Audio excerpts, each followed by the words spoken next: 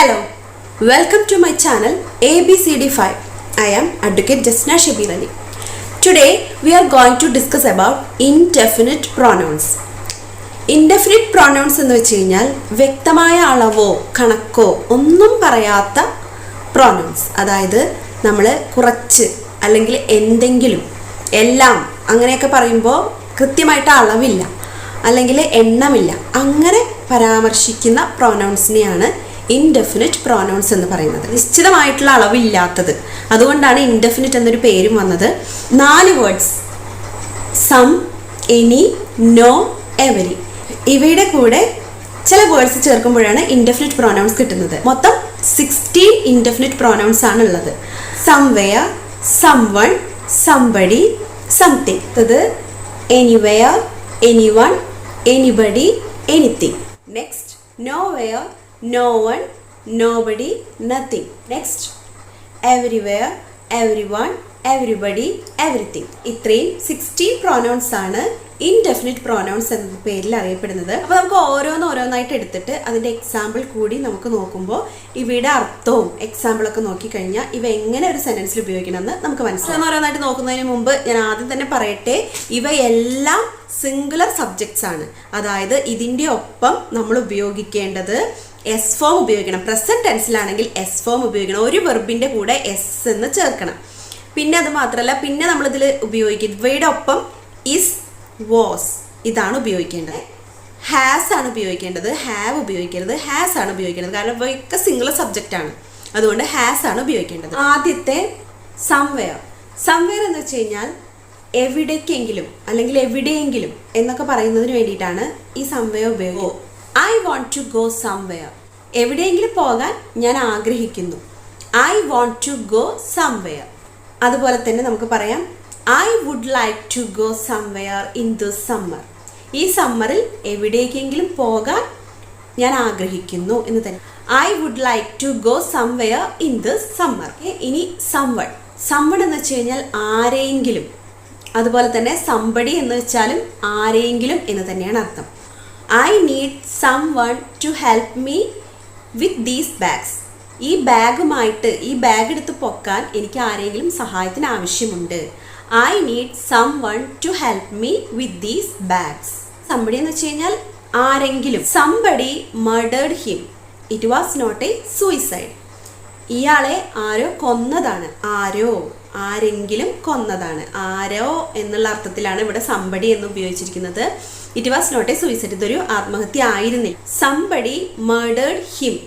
It was not a suicide. അടുത്തത് നമ്മൾ പറയാൻ പോകുന്നത് anywhere. എനിവെയർ എന്നുള്ളതിൻ്റെ അർത്ഥം സംവെയർ എന്നുള്ളതിൻ്റെ അർത്ഥം തന്നെയാണ്, എവിടേക്കെങ്കിലും എന്നുള്ള അർത്ഥം തന്നെയാണ്. പക്ഷേ ഇവിടെ ഉള്ളൊരു വ്യത്യാസം, സംവെയർ എന്നുള്ളത് സെൻറ്റൻസിലാണ് നമ്മൾ ഉപയോഗിക്കുന്നത്, എനിവെയർ എന്നുള്ളത് കൂടുതൽ ക്വസ്റ്റ്യൻസിലാണ് നമ്മൾ ഉപയോഗിക്കേണ്ടത്.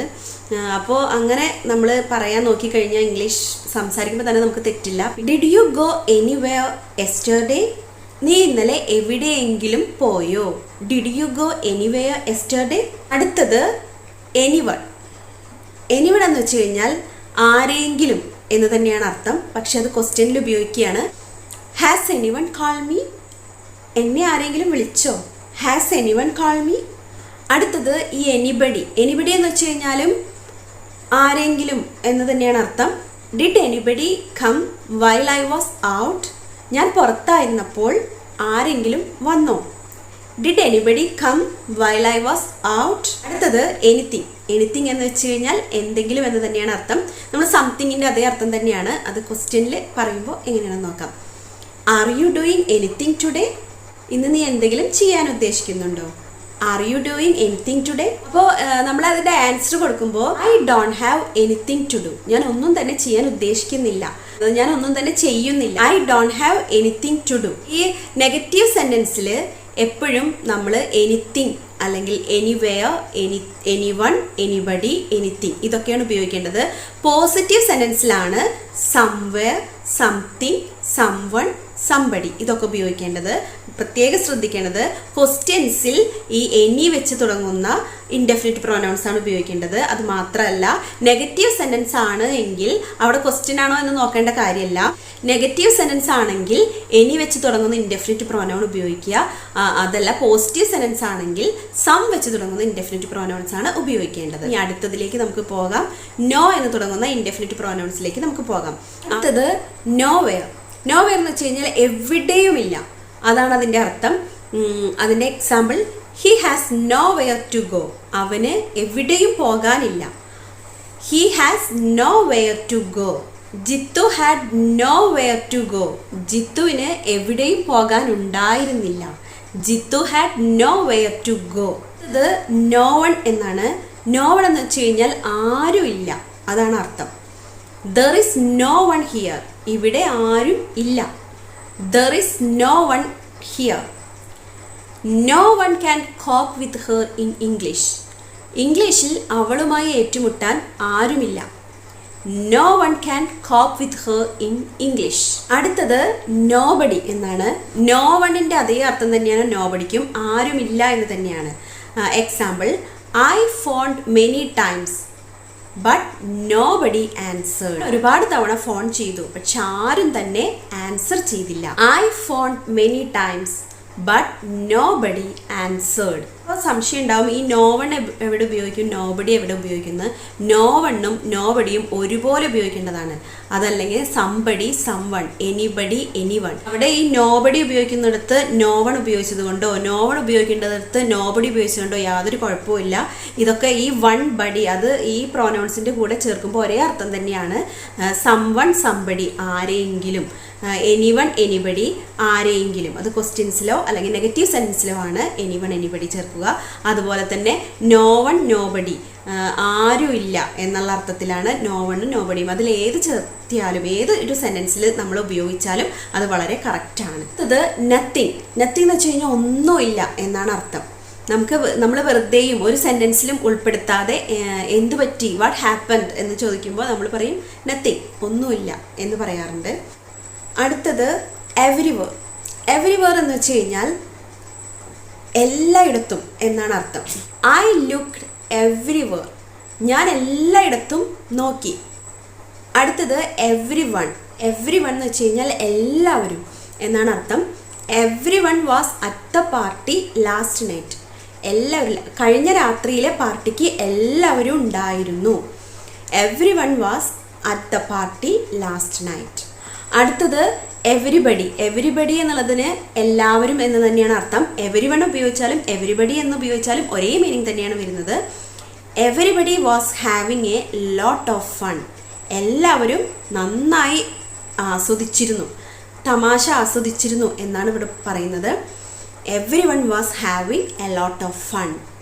അടുത്തത് നമ്മൾ പറയാൻ പോകുന്നത് എവരിത്തിങ്. എവരിത്തിങ് എന്ന് വെച്ച് കഴിഞ്ഞാൽ എല്ലാം എന്നുള്ള അർത്ഥത്തിലാണ് എവരിത്തിങ് എന്ന് ഉപയോഗിക്കുന്നത്.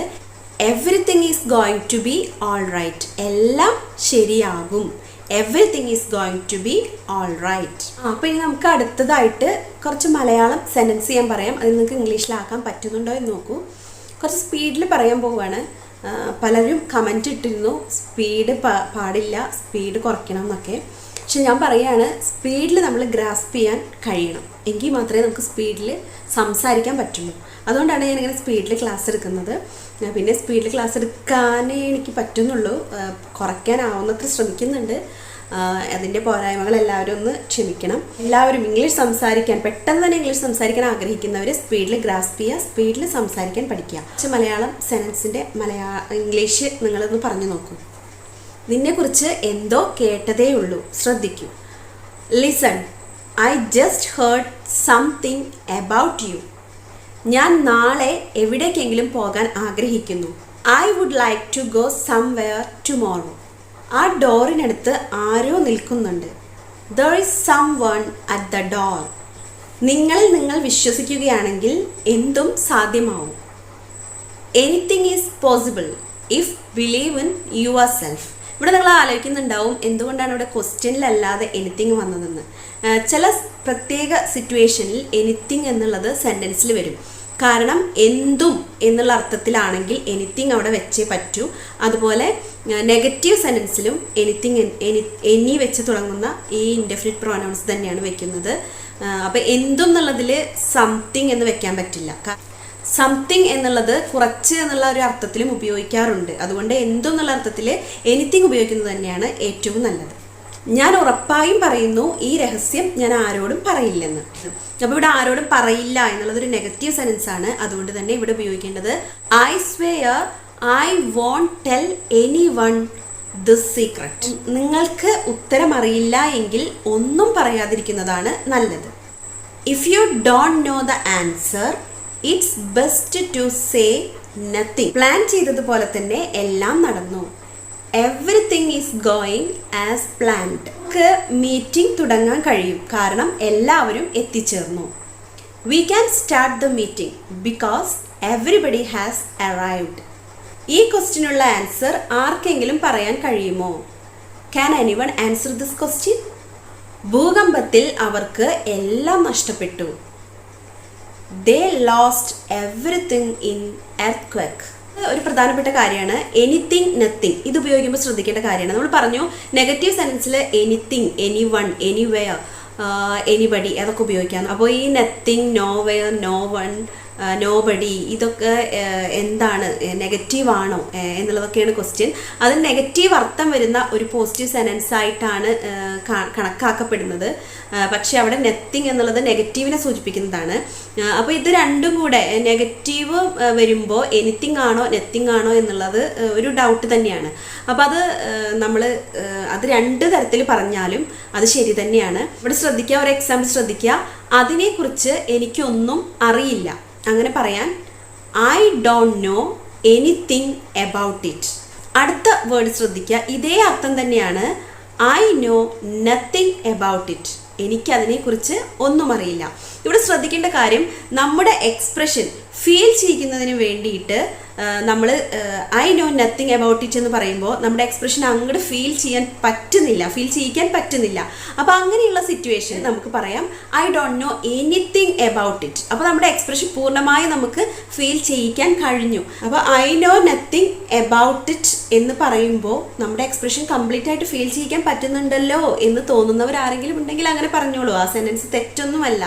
പക്ഷേ ഒരു ഇംഗ്ലീഷ് സംസാരിക്കുന്ന ഒരാളുടെ അഭിപ്രായത്തിൽ I don't know anything about it എന്ന് പറയുമ്പോൾ ഒന്നുകൂടെ നമ്മുടെ ഉള്ളിലുള്ള ആ എക്സ്പ്രഷൻ മറ്റുള്ളവരുടെ മുന്നിൽ ഫീൽ ചെയ്യിക്കാൻ പറ്റുന്നുണ്ട് എന്നാണ് തോന്നുന്നത്. അതുകൊണ്ടാണ് ഇങ്ങനെ പറയുന്നത്. രണ്ടും ഒരേ അർത്ഥം വരുന്ന സെൻറ്റൻസ് തന്നെയാണ്. ഏത് വേണമെങ്കിലും നമുക്ക് ഉപയോഗിക്കാം. പോകുന്നത് ഇതേപോലെ ഒരു എക്സാമ്പിളാണ്. I don't have anybody to talk. എനിക്ക് ആരോടെങ്കിലും സംസാരിക്കണ്ട. അടുത്തത് I have nobody to talk. എനിക്ക് ആരോടും സംസാരിക്കണ്ട.